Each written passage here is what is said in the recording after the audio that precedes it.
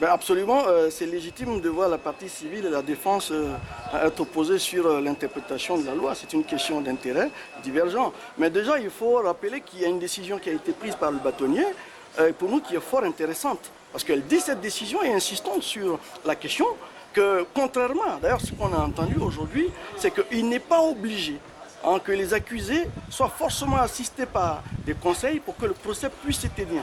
Dans la mesure où ce sont ces accusés eux-mêmes qui, de par leur comportement ou leur action, favorisent donc l'impossibilité de leur trouver un conseil. Je pense que nous sommes clairement dans cette situation. Et sur la question de savoir si on peut commencer un procès en entendant qu'un avocat soit commis pour les personnes n'étant pas encore auditionnées, notre position est claire, c'est que oui. Parce que de ce que disent les avocats de la défense eux-mêmes, les obligations de conseil, de guidance, d'assistance n'ont lieu qu'au moment où, à notre avis, soit en amont ou à tout au plus au moment de la comparution du client.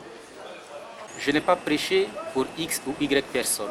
J'ai prêché pour le droit, l'obligation pour un accusé d'être assisté par un avocat.